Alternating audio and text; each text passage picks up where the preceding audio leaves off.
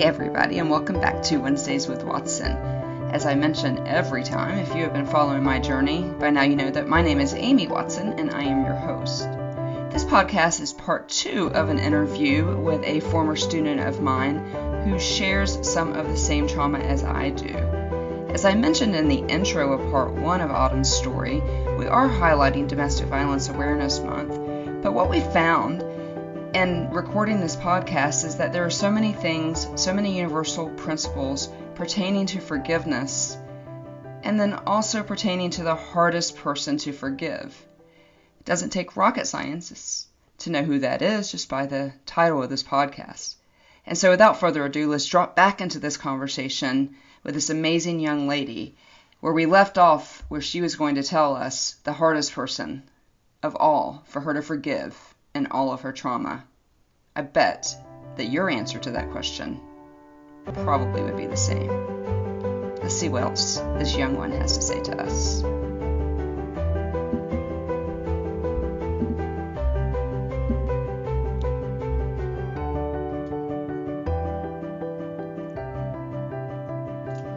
So again, as I was preparing what I wanted to discuss with you on the podcast today and writing out this list, because that's where I started, was writing this list of traumas and things and people who I needed to forgive.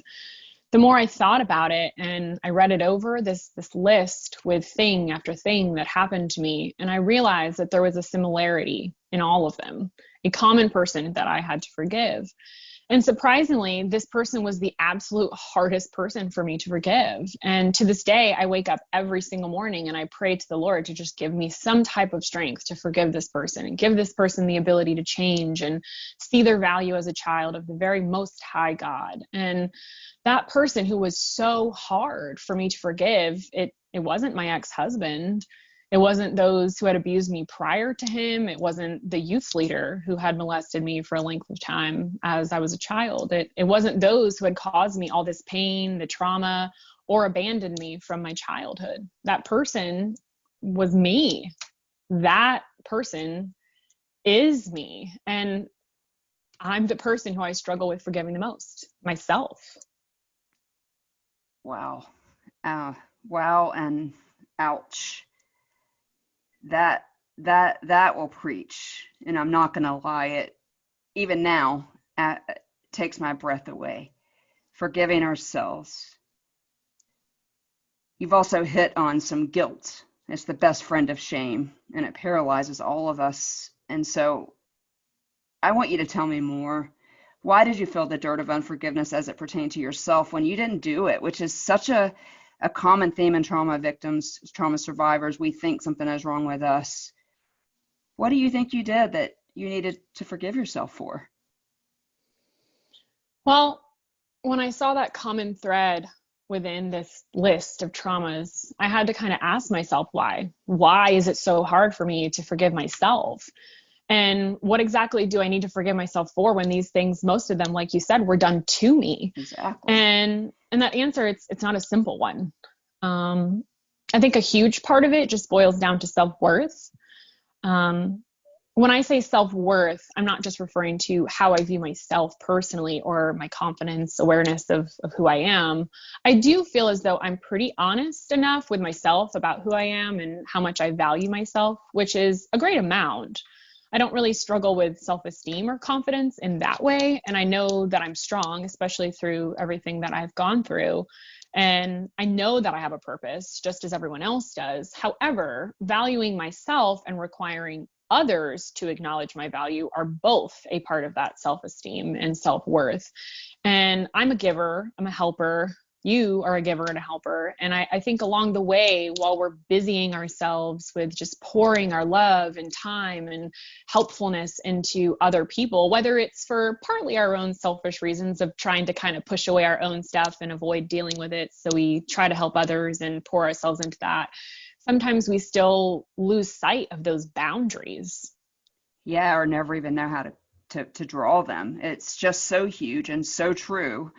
I think our choice of community is vital to our healing, and helping us release guilt is vital too. I know for me, and this is where, so oftentimes I find my value in helping other people and what other, and I set these ridiculous standards for myself in every vein of life. It's never enough. I'm never enough. I never work hard enough. I never write enough. I never podcast enough. And I live with a lot of guilt, even if it's like resting. Like yesterday, I took a Sabbath day and I rested and I read, and I was just struggling with guilt. And without even knowing it, you have highlighted what we've been talking about all season long, this idea of stepping into our Psalm 139ness, that fearfully and wonderfully madeness. So I'm going to have to continue to go to my corner and do some thinking after this conversation. I have a great community, and all of them are people, friends, close 5-star friends. But I think this idea of forgiving ourselves is this last step to cleanliness that you describe. And I know that I've got friends that need to hear this too that aren't trauma survivors. So our own guilt is so prevalent that we may stay away from those trauma puddles, but we wallow in the ones that we make for ourselves. And that is frustrating to me in some ways, that I make those for myself. I set these standards for myself. And that's why, I led into this with community, because community will help us stay away from those puddles that we make ourselves, and really help us step into our Psalm 139ness. But what is one thing in your experience that makes it so hard to forgive yourself or to let yourself off the hook? Forgiving myself for forgiving myself for thinking that I'm not worthy of love. We lose sight of the respect that we should be receiving from others, just as we are respecting them. And we lose sight of, while we are emptying ourselves into others, we often are not being filled back up. And we often depreciate our own value by allowing others to essentially treat us like garbage. Unbelievable. Wow. I got to tell you, you're preaching to me right now. And as an Enneagram 2, which I've mentioned many times on this podcast. Actually, I think I started the season saying I was an 8, but I kept taking the test again until I was 2. No, I'm just kidding. I just took it one more time. But I'm a helper. But you right now, in fact, are, as a student, are schooling the teacher. So I just want you to continue to talk to us a little bit more about this, not letting people depreciate us, because that makes it hard to forgive ourselves right there. And we don't need any help. So keep talking. Yes. I'm actually an Enneagram 2 as well, so it takes one to know one. But I think we often we stay in those friendships, those relationships, the marriage, whatever it might be, because we forget that we are precious and we should be treated as such. And it wears you down and it makes you feel small and confused. And all the while, these traumas are happening to us, often caused by others. And we don't even really recognize that they don't value us, that they're not appreciating us. And really, it boils down to them not being capable of loving us. And if we surround ourselves with those things long enough, we begin to believe those lies. And we begin to believe that it's all we deserve, that we're not good enough for anything better, and that we don't deserve to be appreciated or to be respected, for someone to treat us kindly or ultimately be loved. And we might, quote unquote, love ourselves, but we don't surround ourselves with others who are capable of loving us. And it's dangerous. It cultivates this feeling of, I'm not good enough and I don't deserve to be forgiven. And truly, that's the farthest thing from the truth. 100%, like as far as the east is from the west from the truth. And it really is so important to surround ourselves by those people, but also not find our worth in those people or accomplishments. Yes. But yeah, part of this struggle that we have to let ourselves off the hook is not helped if we don't surround ourselves with people like that, like you're talking about. As we continue to mention, since this is Domestic Violence Awareness Month, I want to talk about this question that I had to forgive myself for. A lot of survivors deal with a lot of guilt and shame from this question. And it's one that really makes me so angry. And this is the question: why did you stay so long? This question feels like an indictment to me, even 12 years later. And it absolutely is a puddle of guilt and shame, which I will willingly step in and wallow in and get dirty again, even this many years later. Don't you agree that question, it's got to stop? Yes, it absolutely gets me too. And unfortunately, it's one I've heard way too often. It's a hurtful question that people ask, And I think even if it's with good intentions, it's not helpful at all, honestly. So for those who are listening, if you love somebody who's been in a domestic violence situation, please be sensitive to not put that placement of blame on the survivor, because really that's what that question does. And you are off the hook for staying so long, my lovely survivor sister.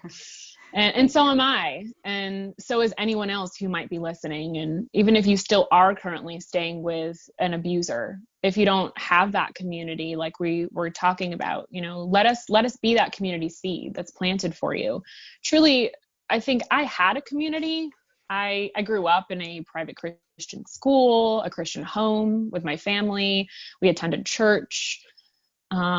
I was very heavily involved in church, and I'm a sign language interpreter. So I also interpreted in church. I've taught Sunday school for the deaf. And I've really remained pretty steadfast in my faith, even throughout all of these things. However, I think along the way, I was hurt by people who I probably should have been able to trust. And it made me a little bit jaded. And at times I think I fell away from that. I didn't want to maybe hear what my community of close friends and family had to say. And I maybe thought I knew better. I think I lost my innocence a little bit earlier than I should have, definitely earlier than I should have. And it forced me to grow up in a lot of ways. And when you're sort of an adult in this child's body, sometimes it's hard to relate to peers. And when the things you're dealing with, they just sometimes seem so much bigger, and what other people are dealing with, not to discredit them, but in those moments, they feel like so trivial. And life just unfolds differently for those who have to kind of be an adult in a child's body. So you learn lessons in a hard way. It's so true. It's so true. And it's really, really hard for me to hear that you didn't have a childhood. I never would have seen that in 10th grade autumn. And I just want to say that I'm so sorry that you lost your childhood, because I really do understand. I understand being an adult in a kid's body, and I'm so sorry. And I know you do understand that. And I'm sorry also for those who've experienced these things, and whether it's something that's specific to your family or just a trauma or experience that you've gone through that kind of just force you to wake up to what the world is really like earlier than you probably should have. Those are tough experiences. But I think through every lesson, I've always had a good community of select few people. My very best friend, who I've known since we were barely even 5 years old, Alexis, who loves Jesus probably even more loudly and lovely than I ever could. She's my voice of reason always, because she's just always wanting better for me than I think I've ever wanted for myself. And she always is the one that thumps me over the head and reminds me, hey, don't do that. You're worthy of so much more than this. And I appreciate that so very much. Hey, I gotta just interject here. Shout out to Alexis, who I also had as a student, and her family, part of that community that I talk about, that stood in so many gaps for me. But sorry to interrupt you, but I had to shout out to Alexis and to the whole Friedman family, because they absolutely stood in gaps for me. But that community, we're coming back to community. But you also had somebody else. Who was that? Yes. And I'm sure Alexis will be listening, and she better be listening. Yes. And my mom, Tammy, yes, who's unfortunately been through her own great deal of trauma as well. She's always been a powerhouse and a huge source of strength for me throughout my life.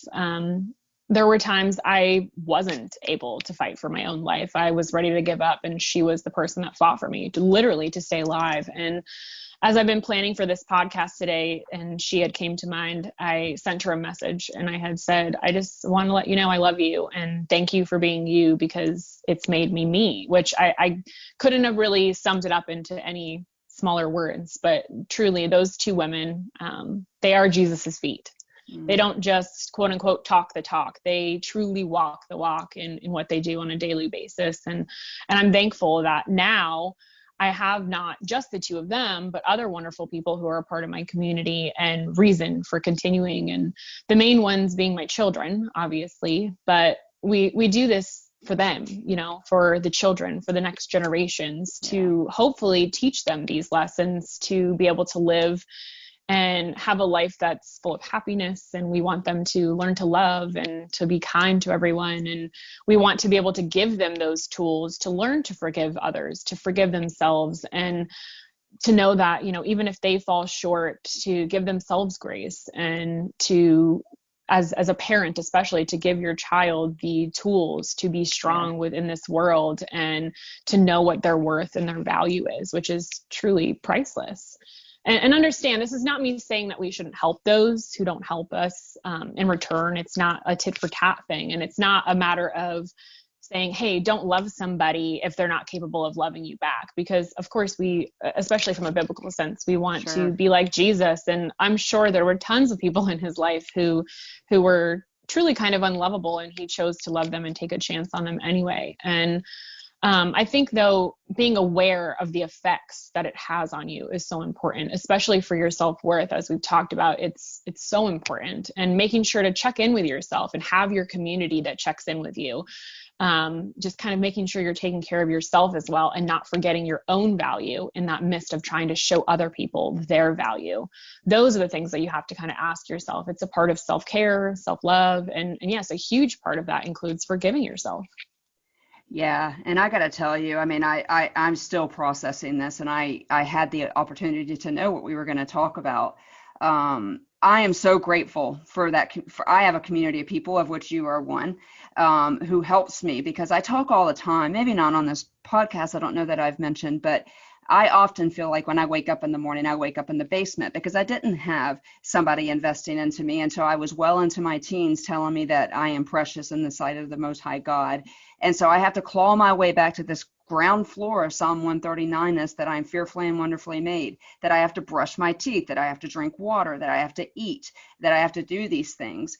And so when this podcast headed in the vein of self-forgiveness, it really slammed in my chest. You had mentioned this verse in Psalm 32. So for the people out there struggling to forgive yourself, there's biblical direction in how to do that. And Autumn, you mentioned a verse to me in Psalm that just slammed into my chest as I try to cleanse that own guilt and shame and unforgiveness from my own soul. What was that verse? It's Psalm chapter 32, verse 5. And it says, I acknowledged all the mistakes to you, and you forgave them. And it's a pretty simple verse, but it has a lot of power behind it. The principle is that if God's forgiving you, and he is so great and so much bigger and better than us, then who are we to decide that we're not worthy of forgiving ourselves? And as it pertains to forgiveness, another verse in Colossians chapter 3, verse 8, it states, you must put these away: anger, wrath, malice, slander, and obscene talk from your mouth. And if we're able to refrain from those feelings towards others who have wronged us and forgive them, then why do we still think that it's okay to do these things against ourselves? Why do we think that it's okay to slander ourselves with our own negative thoughts, or be angry with ourselves for our past choices or things that have been done against us? Yeah, complete facepalm moment for me, because who am I? So let's say that I have valid reasons to have guilt and shame in my heart, that I need forgiveness from God or from somebody else. But who am I? And Chrissy mentioned this on one of the Memory Keeper podcasts. It's like looking in the mirror and telling the great artist, you suck, basically. And so, and so who am I to not forgive myself? If you can't get in your mind, listeners, that you probably don't have anything to forgive yourself for, that guilt and shame have no place in your heart that can be so clean. We don't want you to be dirty. I don't want to be dirty. I don't want to be stained. And so this has just got me thinking, Autumn. I bet you got us all thinking. What else you got for us while you're on your roll here? So I wanted to say a few things because it's on my heart, and I want to let the listeners know, especially, you matter. Amen. And please hear me when I say that. Woo! You matter. Yes. You are able to forgive others who have done possibly far worse to you than you could have ever inflicted on another person. You deserve forgiveness too. Forgive yourself for staying in that relationship too long. Forgive yourself for not speaking up and keeping certain secrets that you knew were too dangerous for you.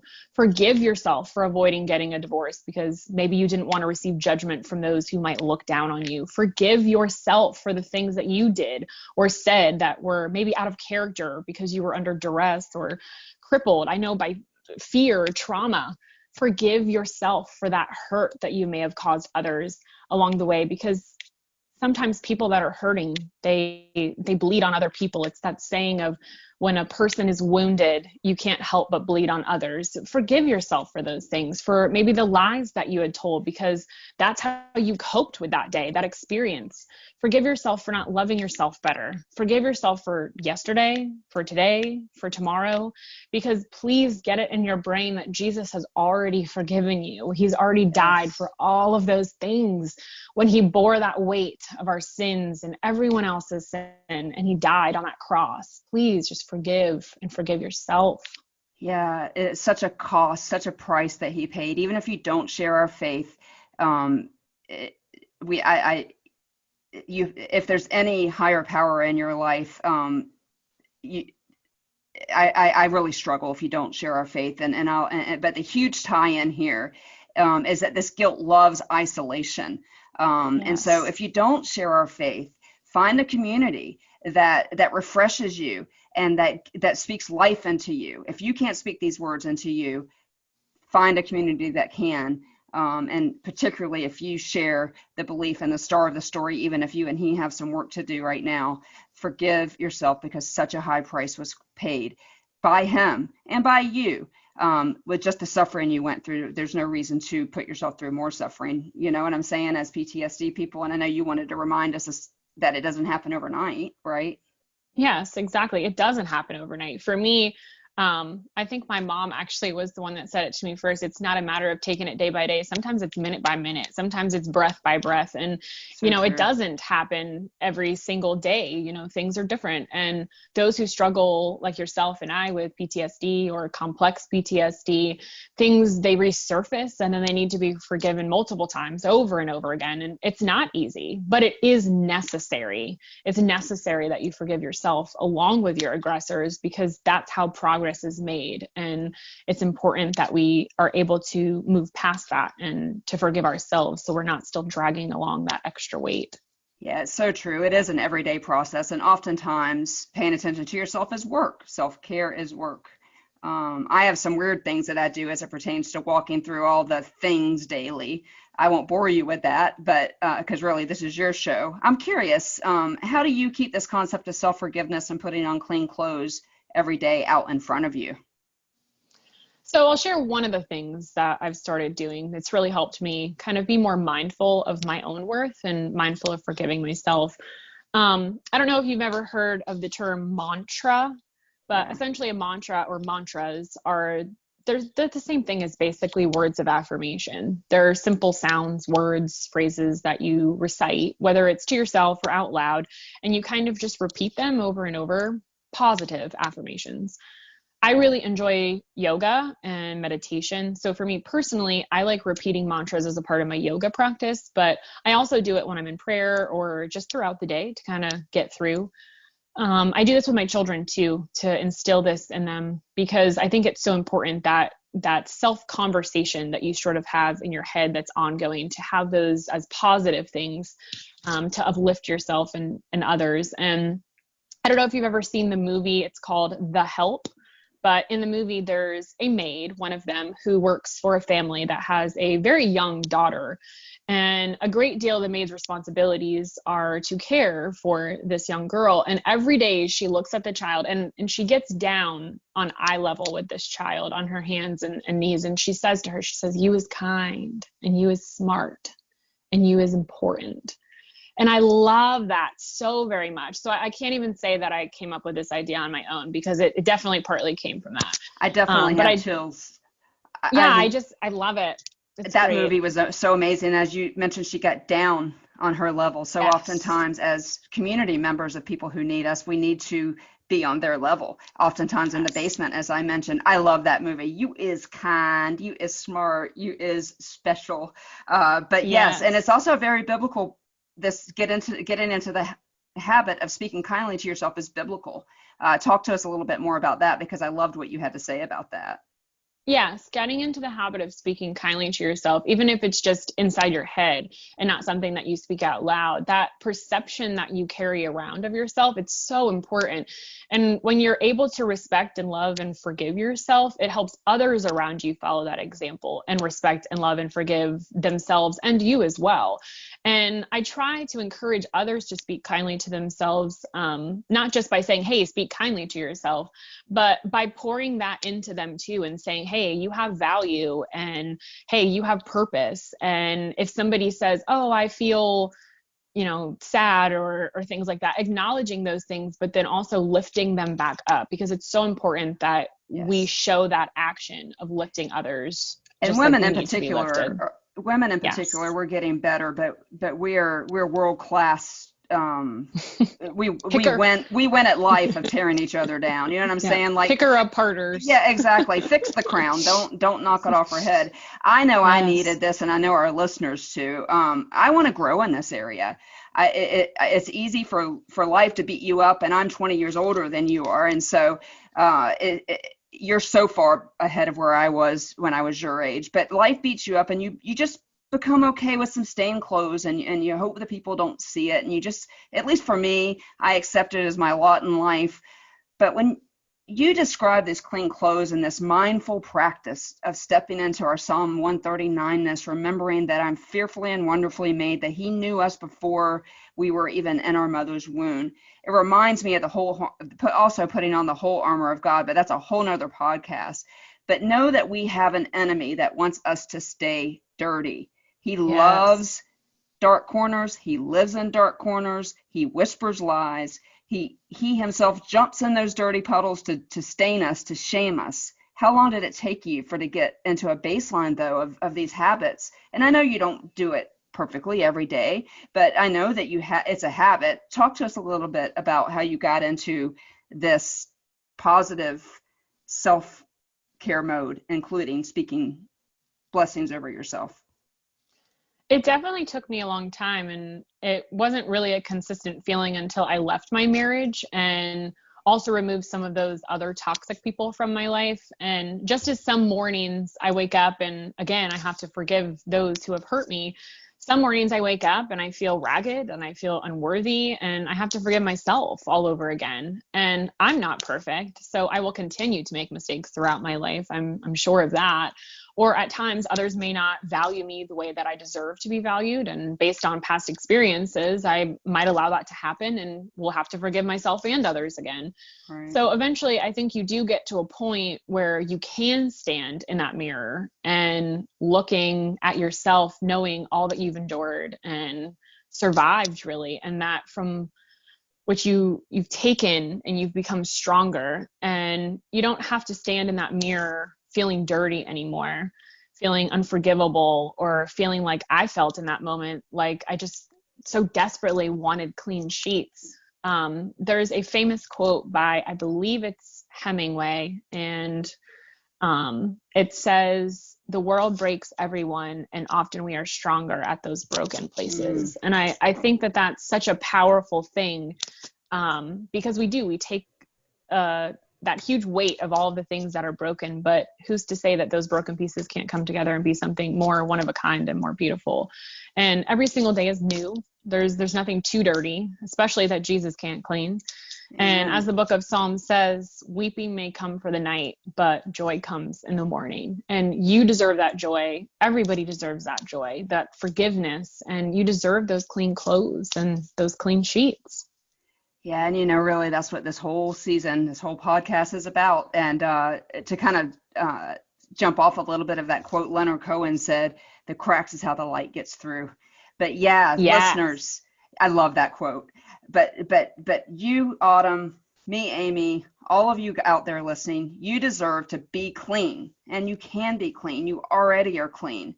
As I've mentioned so often on this podcast, you are seen, you are known, you are heard. You are loved. You are valued. When I asked Autumn on this podcast, I did not see the self-forgiveness coming. Guilt is so often stuck to me like glue. And I think of it as a hurdle in forgiving others. When we can't embrace forgiveness, even if there's nothing to forgive that was given to us on the cross, there's no way we can understand or step into our Psalm 139-ness, or even know that we're co-heirs with Jesus. I know that, as I've mentioned many times now, not that everyone that listens to this podcast shares our faith, Autumn, but I want to thank you for coming on today. And before I leave, I know that you want to encourage our listeners to do something specific for you and for me and for all of our survivor sisters and our brothers, because 1 in 4 women will be a victim of domestic violence, 1 in 7 men will be. But I know that you have something specifically on your heart, and then I'm going to follow that you would like to ask the listeners to do for those of us who have surrendered our clothing or our sheets to the police after an assault. What would you like people to do so that those people can feel clean? As I mentioned to you those years ago, and even here on this podcast, that overwhelming feeling of just a simple thought, and it might have been a metaphor in that moment of, I just want clean sheets, but maybe it was just, I want a clean slate. Right.